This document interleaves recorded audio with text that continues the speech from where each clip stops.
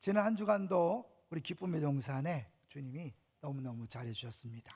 수요일 날 우리 설립 17주년 기념으로 하늘소리 정기 연주회가 있었는데요, 정말 시간 가는 줄 모르고 찬양을 들을 수 있었고, 또 찬양과 더불어서 또 재미난 그런 곡들도 있어서 너무 감사했습니다.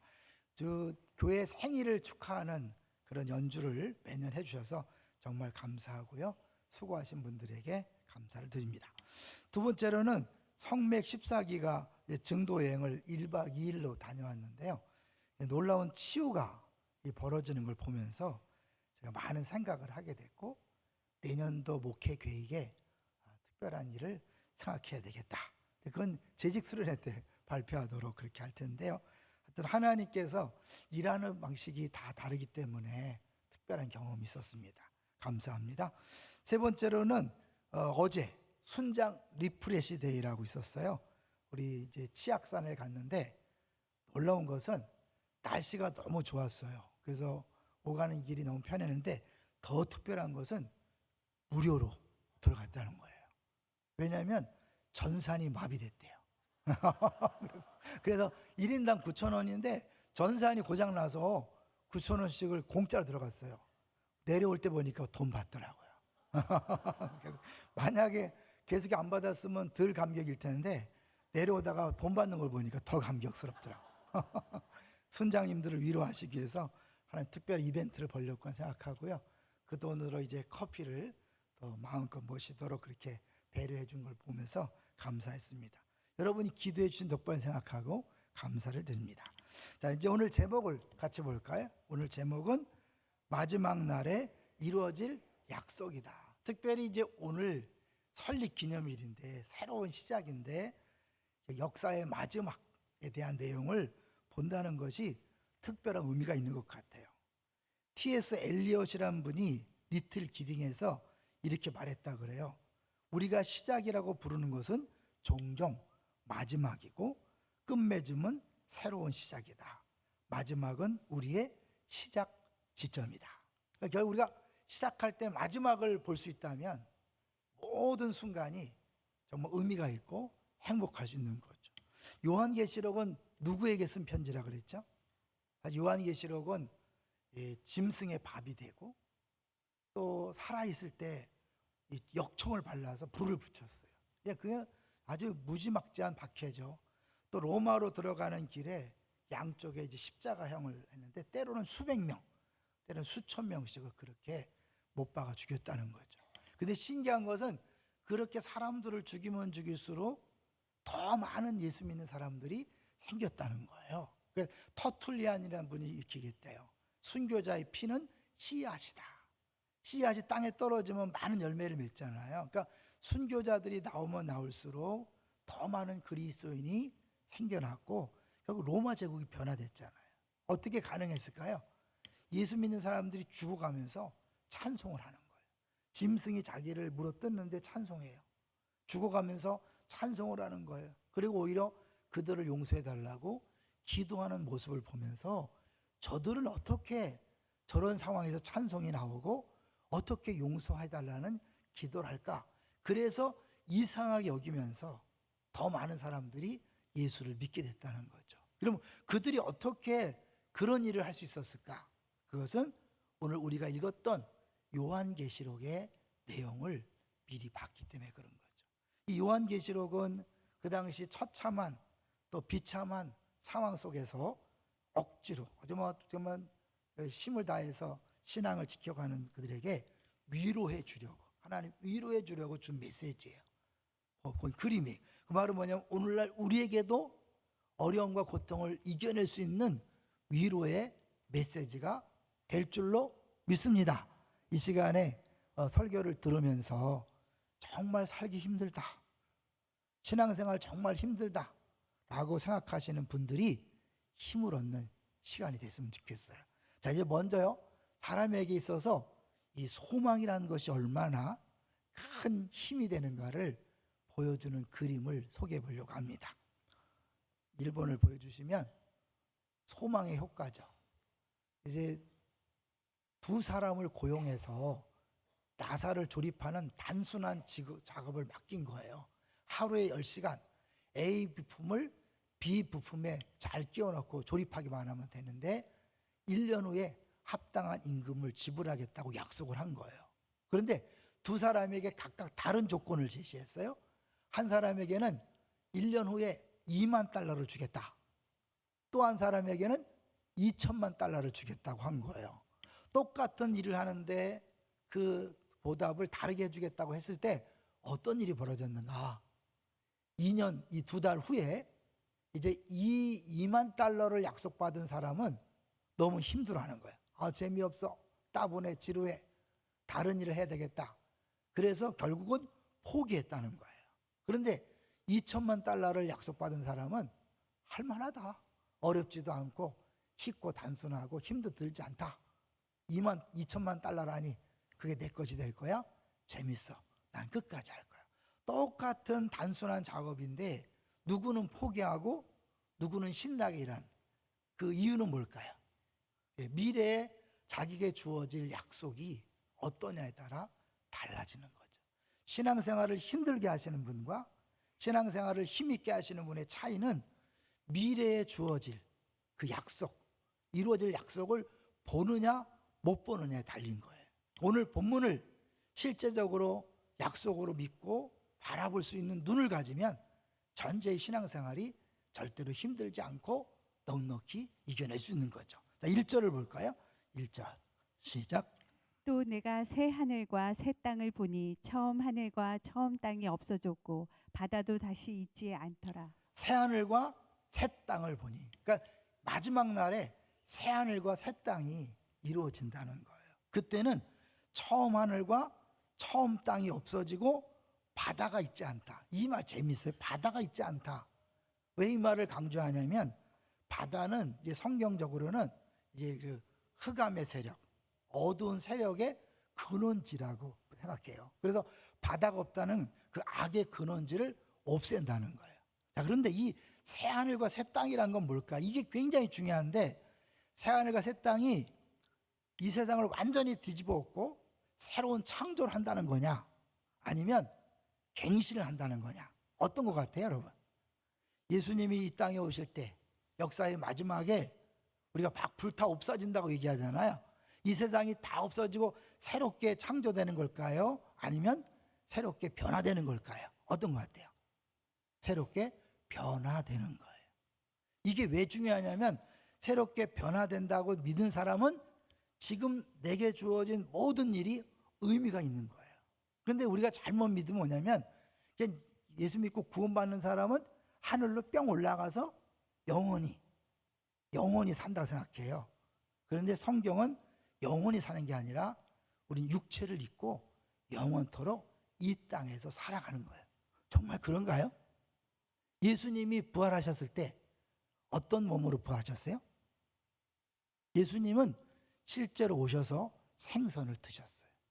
유령이 아니에요. 떠돌아다니는 영혼이 아니에요.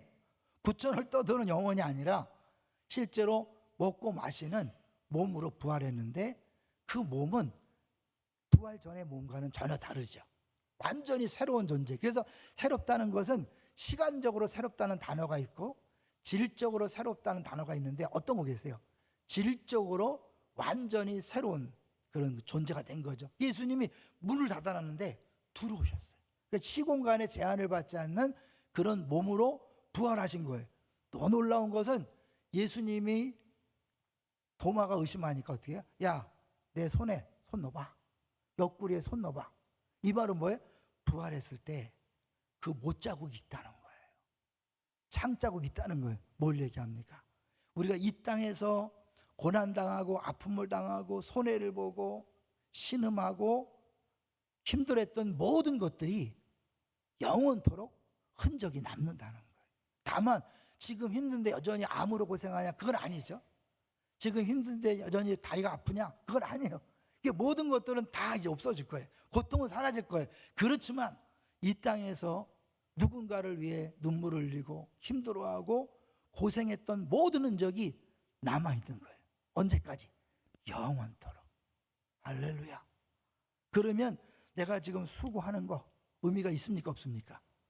의미가 있다는 거죠. 왜냐하면 하나님께서 요 1절에 새 하늘과 새 땅을 이제 본다면서 그거를 5절에 보니까 이런 표현을 써요. 5절을 같이 보겠습니다. 5절 시작. 보좌에 앉으신 이가 이르시되 보라 내가 만물을 새롭게 하노라 하시고 또 이르시되 이 말은 신실하고 참되니 기록하다 하시고. 내가 만물을 뭐 한다고요? 새롭게 하노라. 새롭게 하실 것이다가 아니에요. 마지막 날에 갑자기 막 이 세상이 다 없어지고 새로운 나라가 생기는 게 아니라 지금도 하나님은 매일매일 새롭게 하시고, 근데 그때는 완벽한 모습으로 새롭게 하시기 때문에 과거의 모습이 기억이 나지 않을 정도로 없어졌다 그러잖아요. 너무나 달라지고 너무나 변했기 때문에 과거의 모습이 전혀 보이지 않는 완전히 새로운 세계가 열리는 거예요. 우리 같으면 쉬운 방법은 뭐예요? 이 지구가 문제가 있으니까 지구를 버리고 또 다른 지구 같은 걸 만들어서 새로운 세계를 시작하면 더 좋잖아요. 하나님 그렇게 하지 않으시면 뭘까요? 이곳에서 수고하고 애쓰며 눈물 흘리고 땀 흘렸던 모든 것을 통하여 하나님이 역사를 이끌어가고 있다는 거예요. 그때는 우리는 보잘것없어서 우리가 한 게 아무것도 없습니다. 다 주님이 하셨습니다. 이런 고백을 해야 돼요. 우리가 한 게 없어요. 그런데 주님은 네가 그때 흘린 그 눈물로, 그 땀으로, 그 수고로, 그 희생으로 이 일이 이루어졌다라고 말하게 될 거예요. 언제까지? 영원토록. 그러면 이걸 아는 사람이 지금 현재 당하는 고난을 피할까요? 기쁨으로 감당할까요? 감당하죠. 지금 막 신앙생활을 대충 하시는 분들 각오하세요. 영원토록 여러분 후회하게 될 거예요. 너 저 사람은 저렇게 피 흘리고 희생하고 손해봤는데 넌 일생 동안 띵까띵 가다 왔냐? 물론 예수님 때문에 구원받았지만 평생을 부끄러워할 수 있어요. 그렇잖아요. 남자들이 군대 갔다 오면 어떻게 해요? 평생 울고 먹잖아. 나 얼마나 고생했는지 몰라. 그 고생한 이야기를 평생 하는 것처럼 이 땅에서 예수 믿으며 눈물 흘리고 힘들어했던 모든 것들을요 평생, 아니 영원토록 또 얘기하고 또 얘기하고 또 할 거예요. 흔적이 남아있잖아요. 그래서 여기 보니까 이제 4절을 먼저 보시면 눈물을 닦아준다고 하잖아요. 4절 시작. 모든 눈물을 그 눈에서 닦아주시니 다시는 사망이 없고 애통하는 것이나 곡하는 것이나 아픈 것이 다시 있지 아니하리니 처음 것들이 다 지나갔음이러라. 모든 눈물을 닦아주는 게 뭐예요? 지금 이 땅에 눈물을 흘리는 거잖아요. 눈물 흘릴 일이 없으면 닦아주는 위로도 없는 거예요. 여러분이 지금 예수 믿으면서 핍박당하고 손해보고 고통당하고 예수 믿기 때문에 집에서 아무 소리 못하고 참고 일가 친척들이 조롱해도 참는 거 주님이 다 기억하시는 거예요. 내가 열심히 노력하고 애썼는데 전혀 변화되지 않는 세상과 사람들을 보면서 여러분 힘들어하는 모든 것 주님이 다 기억하는 거예요. 그리고 우리가 볼 때는 아무 일도 벌어지지 않은 것처럼 보이지만 주님은 그 일을 통해서 일하시는 거죠. 우리 니그레 이팔이라고 기억나시죠? 일과 영성이라는 책에 보면 한 사람이 이 땅에서 멋진 작품을 그리려고 계획을 세웠는데 다른 사람 섬기다가 이파리 하나 딱 그렸어요. 그런데 천국에 딱 가니까 두 가지 음성이 들리는 거야. 야, 너 뭐 하다 왔냐? 넌 기껏해야 이파리 하나 그리고 허송세로 왔다. 공의의 목소리가 들리는 거예요. 근데 또 한쪽에서는 자비의 목소리가 너 수고한 걸 내가 다 안다. 네가 애쓴 거 다 안다. 그리고 막 가는데 멋진 작품이 딱 있는 거예요. 이 니글이란 사람이 꿈꿨던 주여 지난 밤 내 꿈에서 꿈꿨던 그 작품이 딱 있는 거예요. 뭐라 그랬어요? 선물이다. 이게 하나님이 일하시는 방식이라는 거예요. 이번에도 정도에 1박 2일 다녀왔는데 1박 2일 다니니까 여유가 있어서 좋더라고요.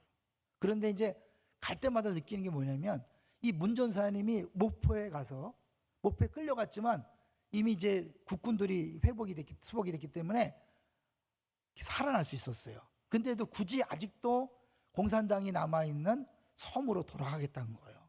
목사님 막 붙잡았어요. 가지 말라고. 안 갔으면 살았을 텐데 내가 우리 성도들 때문에 가야 된다. 가서 결국은 비참하게 죽었어요.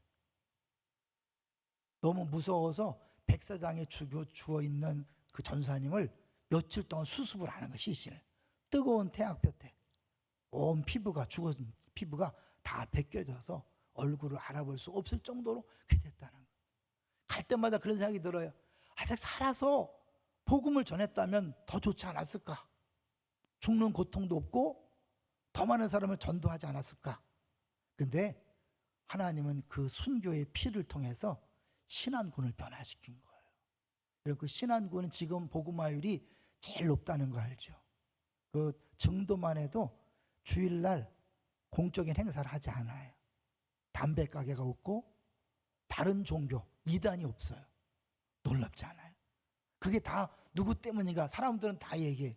문 전사님의 그 순교 때문이라고 이야기하는 거예요. 당시에는 정말 무가치해 보이고 바보 같고 손해보는 것처럼 보였지만 주님은 터툴리안이 말한 것처럼 순교자의 피를 씨로 삼아서 신안군을 변화시키고 남쪽을 변화시킨 거예요.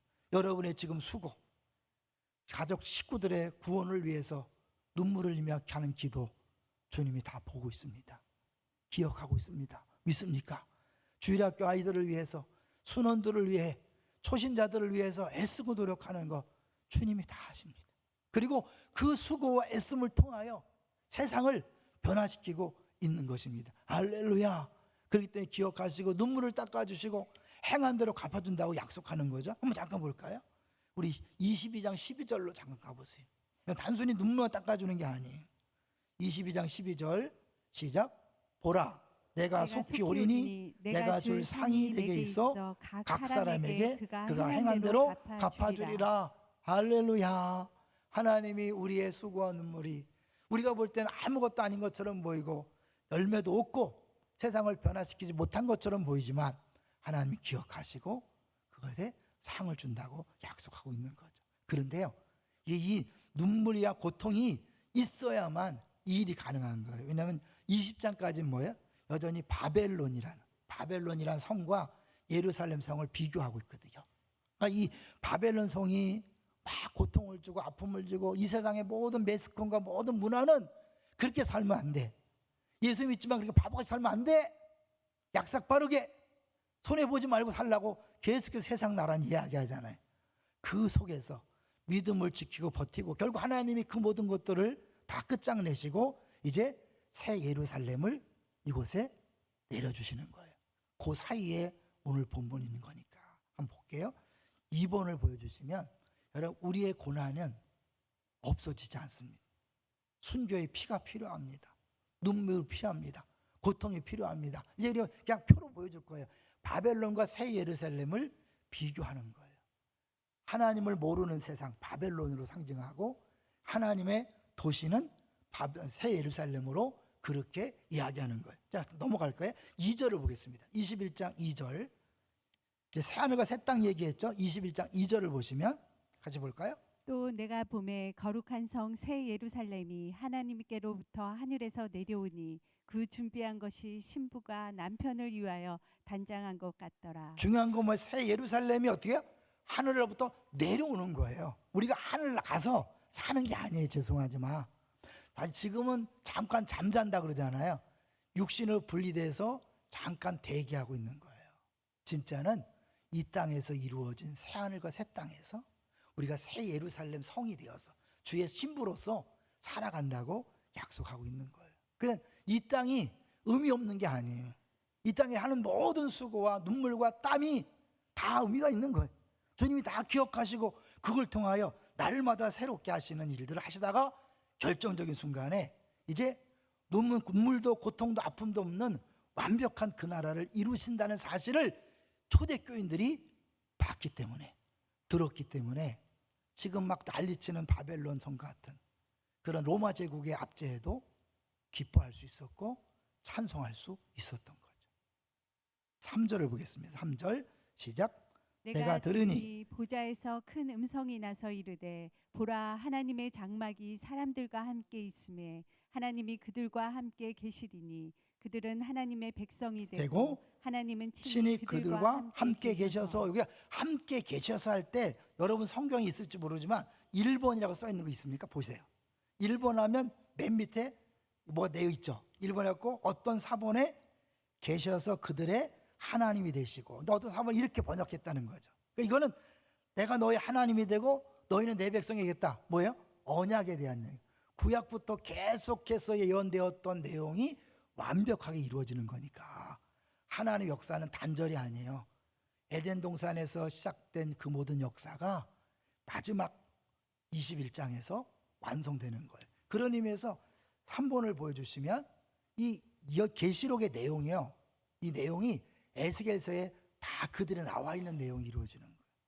그러니까 구약에서 예언되었던 많은 내용들이 그대로 다 이루어지는 것이 바로 요한계시록이에요. 그 말은 뭐예요? 하나님의 역사는 단절이 아니라 다 연속성 있는 거예요. 우리들의 지금 모든 삶도 다 뭐예요? 연결이 되는 거예요. 그걸 보여주는 게 이제 예수님께서 자기를 알파와 오메가라고 얘기하는 거죠. 6절을 볼까요? 시작. 6절 시작. 또 내게 말씀하시되 이루었도다. 나는 알파와 오메가요, 처음과 마지막이라. 내가 생명수 샘물을 목마른 자에게 값없이 주리니. 알파 오메가 기억나시죠? 알파는 뭐예요? 헬라어의 첫 알파벳이고, 오메가는 헬라어의 마지막이죠. 영어로 하면 A와 Z고, 우리나라 말하면 기역과 히읗이잖아요. 그러니까 내가 처음과 마지막을 얘기하는데, 이 마지막은 순서만 마지막이 아니라 뭐예요? 하나님은 계획하신 일을 반드시 이루신다. 할렐루야. 이거를 알면 자녀 때문에 여러분 너무 힘들어하지 않아요. 미래에 대해서 두려워할 필요가 없어요. 제가 이제 17년 됐잖아요. 만 17년 됐는데 지금 현재 우리 교회 모습을 제가 미리 봤더라면 그동안 목회하는 게 더 쉬웠을까요? 더 어려웠을까요? 더 쉬웠죠. 제가 얘기했잖아요. 중간에 하나님 이러다 우리 교회 망하는 거 아닙니까? 라고 기도했을 정도로 어려운 때도 있었어요. 앞이 안 보였었어요. 그러나 주님은 말씀대로 하니까 가라. 그래서 왔는데 지금 여기 있잖아요. 우리 성도들요, 너무너무 행복하다 그래요. 여러분은 모르겠는데 하여튼 몇 사람은 그래요. 너무너무 행복하다. 지금이 너무너무 행복하다는 거예요. 70평생에 이렇게 행복한 적이 없대요. 그런데 그분들이 만약에 옛날에 수십 년 전에 지금의 행복을 미리 봤더라면 어땠을까요? 더 아마 인생을 쉽게 이겨낼 수 있었을 거예요. 우리 집사님 중에 한 분은 제가 전에도 얘기했지만 남편이 일찍 돌아가시고 딸 셋을 키우기 위해서 하루에 3개씩 뛰었어요. 쓰리잡을 했어요. 새벽부터 밤늦게까지. 그 초죽음 되고 파김치가 되어서 집에 올 때마다 부른 노래가 있어요. 뭐죠? 쨍하고 해 뜰 날 돌아온 날. 그걸 들으면서 얼마나 힘드시면 그랬을까. 근데 예수 믿으니까 그것만 부른 게 아니라 낮의 해처럼 밤의 달처럼 살 수 없을까. 그분이 지금 그래요. 이렇게 행복한 때가 없었다는 거예요. 만약에 하나님이 예비하신 이 행복을 미리 알았더라면 더 힘있게 이겨내지 않았을까. 그거죠. 여러분, 우리 자녀들 지금 막 사춘기 방황하지만 그들의 미래를 여러분 미리 볼 수만 있다면 걱정할 게 없을 거예요. 저는 늘 얘기하지만 제가 중등부 동산교회에서 중등부 했을 때 수백 명이잖아요. 그들을 내가 7년을 했으니까 정말 많은 애들을 봤어요. 별별 애들이 다 있었어요. 근데 결론은 애들이 사춘기 지나면 다 멀쩡해진다는 거예요. 다 멀쩡해져. 그러니까 여러분 너무 염려할 필요 없어요. 더구나 주님이 이 땅에 보내셔서 알파 시작하셨다면 그 인생을 시시하게 버려두지 않아요. 반드시 하나님의 계획과 목적을 이룰 줄로 믿습니다. 이걸 여러분이 바라보면서 믿음으로 받고 넉넉히 승리하시기를 주의 이름으로 축원합니다. 너무 두려워하지 마세요. 애들 염려하지 마세요. 내가 키우는 게 아니에요. 우리가 키우는 게 아니에요. 누가 키우죠? 주님이 키웁니다. 믿습니까? 손님이에요. 우리 손님이지 내 소유가 아닌 거예요. 여러분, 내 소유라고 생각하니까 힘든 거예요. 이거예요. 만약에 정말 우리가 미래를 미리 볼 수만 있다면 현재의 고난과 아픔을 더 기쁘게 감당할 수 있다는 거예요. 그 수없이 많이 죽어가는 주변의 많은 동료 그리스도인들을 보면서 날마다 죽음을 생각할 수밖에 없는 그런 처절한 상황 속에서 이들이 찬송하면서 죽을 수 있었던 이유, 그래서 수많은 사람들이 그들의 삶을 보고 돌아올 수밖에 없었던 이유는 그들이 봤기 때문에 그런 거죠. 자, 이제 다시 한번 4절을 한번 볼게요. 4절, 21장 4절 시작. 모든 모든 눈물을 그 눈물을 눈에서 닦아주시니 다시는 사망이 없고 애통하는 것이나 곡하는 것이나 아픈 것이 다시 있지 아니하리니 처음 것들이 다 지나갔음이더라. 사망이 없고 애통하는 게 없어요. 참 가족들이 갑자기 죽기 때문에 얼마나 아픕니까, 그죠? 그러나 그때는 사망이 없어요. 우리 가족이 갑자기 죽어서 오는 이별의 아픔이 없습니다. 애통하는 것이나 곡하는 것이나 아픈 것, 엘리베이터가 없어서 죄송해요. 그 아픈 다리를 끌고 여러분이 이 본당에 올라올 때 기억하세요. 영원토록 자랑하게 될 거라고. 그 아픔도 추억이 될 거라고. 내가 그때요, 다리가 아프지만 주 앞에 예배 드리기 위해서 그 아픈 다리를 끌고 이곳에 와서 예배를 드렸습니다. 주님이 내가 다 안다. 너의 그 마음을 알고 너의 그 믿음을 안다. 주님이 그렇게 하실 거예요. 우리는 몰라요. 담임 목사도 몰라줄 수 있어요. 그러나 주님은 하나하나 냉수 한 그릇도 잊지 않는다 그랬거든요. 주님이 여러분의 그 아픔과 고통과 그럼에도 불구하고 주를 섬기려고 애쓰는 것 다 아시는 줄로 믿습니다. 이제 그때 아무 고통도 없는 그때가 올 것이에요. 바다가 없어진다니까요. 고통의 근원이 없어지는 거예요. 사실 에덴 동산은요, 좋은 곳이었지만, 멋있는 곳이었지만 문제가 있었죠. 타락할 가능성이 있었어요. 문제의 소지가 있었어요. 그러나 그곳에는 타락할 가능성, 죄질 가능성이 없습니다. 할렐루야. 그때는 정말 아프고 싶어도 아플 수 없어요. 눈물 흘리고 싶어도 눈물 흘릴 게 없어요. 고통하고 싶어도 고통이 없어요. 고통과 눈물 흘리고 아픔은 이 땅에서만 잠깐 경험할 수 있는, 어찌 보면 추억의 한 장면이 될 수 있는 거죠. 이게 우리 예수 믿는 사람 이렇게 멋져요.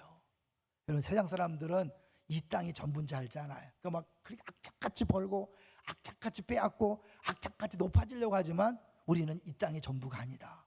영원한 세계가 있다. 다른 삶을 살아가는 거예요. 똑같이 병들었지만, 똑같이 아프지만, 똑같이 가난하지만, 똑같이 고난을 당하지만 다른 모습으로 이겨낼 수 있는 거죠. 그래서 뭐예요? 여기 보니까 7절을 보겠습니다. 이기는 자에 대한 이야기래요. 7절 시작. 이기는 자는 이것들을 상속으로 받으리라. 나는 나는 그의 하나님이 되고 되고 그는 내 아들이 되리라. 되리라. 여기 이 3절에서는 너희는 내 백성이 되고 난 너희 하나님 된다 그랬잖아요. 더 가까운 건 뭐야? 하나님이 되고 아들이 된다는 거죠. 누구에게? 이기는 자는. 그래서 이 이긴다는 단어를 어디서 많이 보지 않았어요? 2장 3장에 보면 계속 7교회 얘기할 때 이기는 자를 계속 얘기했어요. 그러니까 결국 이 요한계시록의 모든 내용은 그 7교회에 보낸 편지라는 거예요. 한번 볼게요. 우리 7번을 보여주시면 이 요한계시록에 나오는 21장, 22장 내용이 그 초대 7교회에 보낸 편지 내용과 연관이 되는 거예요. 그러니까 그 당시 7교회에 보낸 편지이기 때문에 오늘날 우리 교회에 속한 성도들에게 보내는 편지라고 받을 수 있는 거죠. 아까 얘기했지만 새 예루살렘이라는 것은요, 신부로 단장했다고 그러잖아요. 그러니까 그 교회가 새 예루살렘으로 아름다운 모습으로 변화되는 거예요. 지금 여기 우리가 볼 때는 별 볼일 없는 것처럼 보이지만 우리들이 날마다 새롭게 하시는 주의 은혜로 변화될 뿐만 아니라 주님의 강력한 은혜로 마지막에 가장 아름다운 모습으로 변화되어서 예수님 신부로 영원토록 살게 될 줄로 믿습니다. 영원이니까요. 영원에 비하면 지금은 잠깐인 거죠. 사도 바울이 얘기했잖아요. 생각컨대 현재의 고난은 장차 나타날 영광과 좋게 비교할 수 없도다. 영원에 비하면 이 땅의 삶은 잠깐입니다. 믿습니까? 그걸 자꾸 생각하셔야 돼요. 그 영혼을 자꾸 생각하면서 이 땅은 잠깐이야. 잠깐이잖아요. 올해 정말 잠깐이잖아요. 제가 올해 63살인데 잠깐 같아요. 저요, 동산교회 34살에 왔어요. 지금도 마음은 청춘이에요. 막 축구하던 생각이 나요. 지금도 막. 그런데 몸은 안 그래. 이번에도 소금 거기 치악산 다녀오는데 말을 안 했지만 무릎이 시큰거리고 안 좋더라고요. 씩씩하게 막 갔다 왔지만 몸은 어쩔 수 없어요. 잠깐입니다. 70 잠깐이겠죠. 우리 어르신들 그죠? 잠깐이죠? 주님 지치 않고 오십니다. 잠깐만 더 참으시고 더 견디시되 매일 죽겠다는 것이 아니라 살겠다 그러시면서 그러면서 이것도 추억이야, 잠깐이야, 영원토록 자랑할 거야 그러면서 힘내시기를 주의 이름 축원합니다. 제가 2부 때 잠깐 말씀드렸는데 우리 교회 다른 교회에서 상처받고 오신 분들이 많은데 그 상처가 너무 깊어서 신앙생활을 제대로 안 하시는 분들이 있어요. 다시 시작하시기 바랍니다. 왜냐하면 우리 영원토록 여러분 후회할 수 있잖아요. 내가 그때 어느 목사님 때문에 어느 교회 때문에 누구 때문에 상처받아서 나 그렇게 살았어요. 주님 앞에 이유가 되지 않습니다. 변명할 수 없습니다. 누구는 지금 순교해서 못 박히고 목이 잘리고 어떻게 부활체에 나타날지 모르지만 그들이 이 땅에서 당한 모든 고난이 다 평생 영토록 볼 텐데 나는 뭐 때문에 나 그냥 쉬었습니다. 부끄러울 거잖아요. 오늘 우리 설립기념일 새로운 마음으로 다시 한번 새롭게 시작하시되 옛날보다 더 뜨겁게 신앙생활 하시다가 잠깐 고생하시다가 주 앞에 가서 영원토록 행복하시기를 주의 이름으로 축원합니다. 자, 그래서 이제 우리 십자가 소망 6번을 보여주시면 사실 우리가 어려운 거예요. 근데 어려움을 그냥 직면하는 거예요. 두려워하지 말고 받아들이는 거예요. 한번 읽어볼게요. 시작. 십자가야 오라. 내가 나를 낮은 곳에 눕힐수록 너는 나를 더욱 높이 세우실 것이다.